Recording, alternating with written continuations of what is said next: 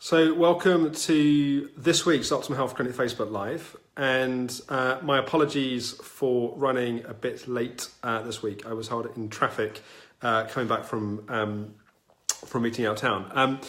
And also, I want to say a big thank you to Marie for doing last week's Facebook Live. I had a quick look back at some of that and I thought she was awesome, but I think you guys thought she was awesome as well. It was really nice to see everyone's comments, and in a sense there's always something gratifying as a kind of company leader, and seeing someone that's come through being a patient, from being a student in our training program to becoming a practitioner to really being, doing an awesome job on the Facebook Live. So well done, Marie, and it was great to see. And I'm excited to get some more of the pracs. Now we've kind of crossed the line in terms of getting some more of the pracs involved. I'm excited for you to hear from more of the team in some of these sessions. And I have a couple of weeks in March, which I'm unavailable. So I know Marie's going to cover at least one of those, and maybe even both of those. So yeah, I'm excited to have some more voices in these sessions. So this week, as often I am in the kind of time leading up to the session, I was thinking about what I would talk about. And I was stuck in traffic, trying to get back home to do the session. And I was thinking, I have no idea what am I going to talk about in tonight's session. And then it kind of struck me that I was uncertain about what I was going to talk about. And often I don't decide what the topic's going to be until the last minute, and I kind of see what feels. It's normally things that have been inspired from sessions that I've done that day or things that come in mind. But what I found myself thinking about was uncertainty and not knowing, and what our relationship is to that, and how that impacts on our anxiety levels, our stress levels, and also how that impacts on the recovery process. And one of the things that I've noticed over the years as I've become either more confident in myself, or I've become more confident in either my ability or my team's ability or my family's ability to meet challenges or difficult situations, the more confident I've become in that, and the more I've cultivated a sense of inner trust and a sense of it's going to be okay whatever happens, the calmer I've noticed I've become. The more those background anxieties, that kind of need to feel in control, that need to feel like I know what's going to happen, and then because I feel like I know what's going to happen, then I can feel a sense of security and calmness. The more that's all dropped away, just the easier life has got. And I think there's partly a recognition in that, is that so often our mind wants to predict what's going to happen. It wants to have, and especially if we're bouncing the boundaries or we're stretching out of a comfort zone of where we are, we want to try and preempt everything that's going to happen, how it's going to happen. If this happens, I'll do that. If that happens, I'll do that. And it's like we're endlessly running these scenarios inside of our minds, trying to find a feeling of safety, trying to get a sense of feeling safe through thinking about all the things that can go wrong and all of the different scenarios. The odd thing about that is we're trying to find safety in our mind, but a feeling of safety, a feeling of calmness, a feeling of okayness is not something that happens in our mind. It's something that happens in our body. The more grounded we are, the more we're in our heart, the more we're listening to our gut, the more we feel kind of settled, at peace, at calm.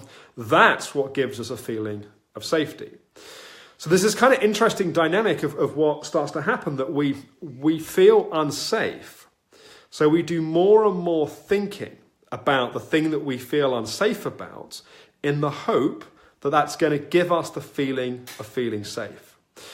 And this is not to say there isn't a place for thinking about what might go wrong, playing devil's advocate. One of the things I found extremely helpful in my business life is running through risk analysis, all the worst case scenarios.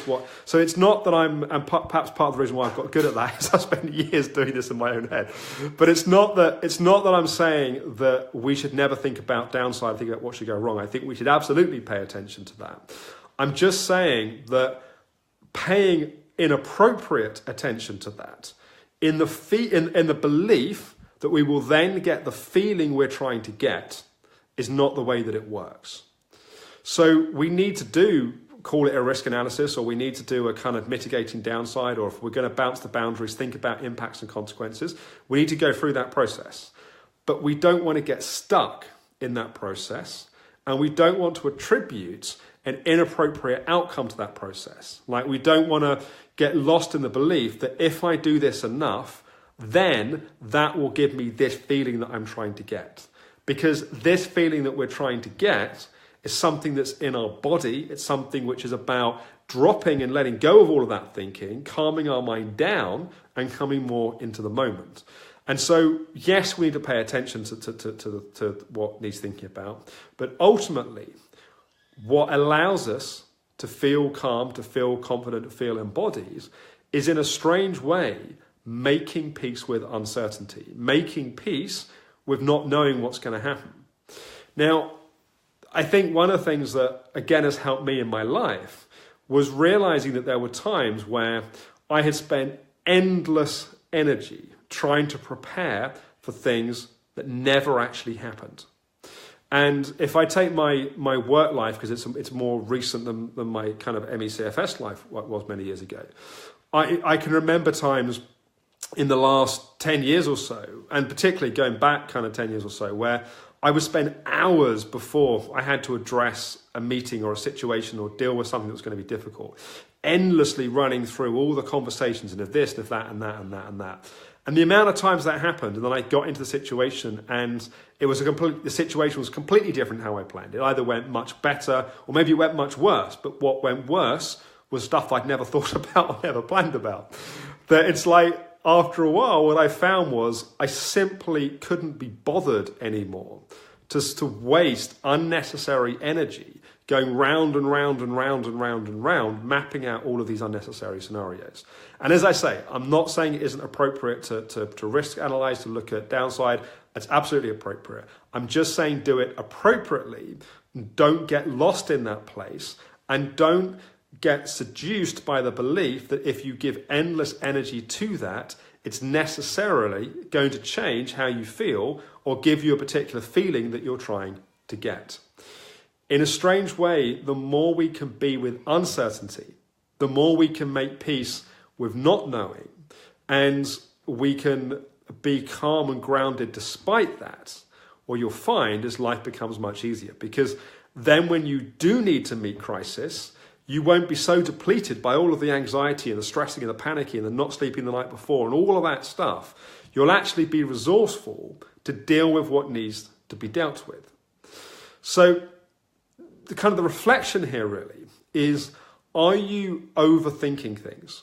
Are you giving too much energy to go round and round and round in your head because you believe that by doing that, you're going to feel calmer? When actually what's happening is you're causing more anxiety and more stress by the process of the overthinking. And if that's the case, techniques that you may have learned from the clinic, stop process, EFT, those can be great tools to work with that. Meditation can be a good tool to work with that. Learning to just, a phrase that I often use, if you can see it, you don't have to be it.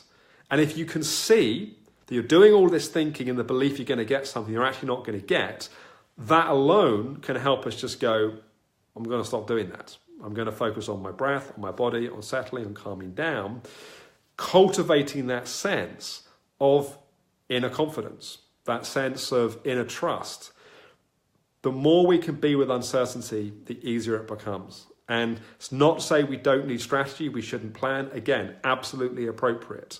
But once we've made the plans, we then need to follow the steps and be attuned to the information that's coming. And the less we're caught in anxiety and thinking, the more we can be sensitized to the actual information that's coming in that moment and interpret that information appropriately, rather than all these layers of anxiety and stuff that we might be putting on top of it.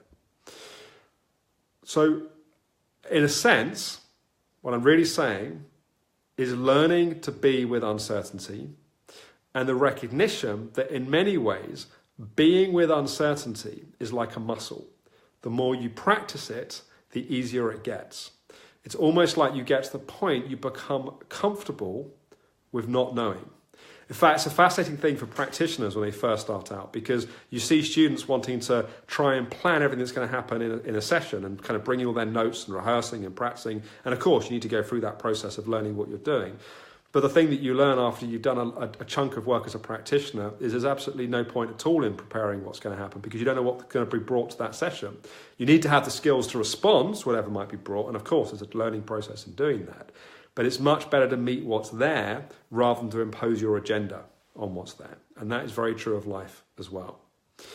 So I hope that's been useful. Just have a quick look at comments. Michelle says, I completely agree. Alison, you entirely described the regular pattern I have. Yeah, I think this pattern around believing we're going to get calmness by thinking our way to calmness is a common pattern, and it's a real trap, and it's worth getting out of. Karen says it's such a hard balance, letting it go and planning enough to deal with problems. Yeah, and it is a balance. And what I'm not saying is swing to the other extreme and don't plan and don't prepare. I'm just saying do it in balance. Alison says partly it becomes a habit and we get used to that certain level of arousal and worry. I found that as ME CFS has limited my life and I've been able to learn much more about acceptance, but I do wonder if it's simply because by no longer working and being less active in life, maybe it's just that life is easier and there's less anxiety.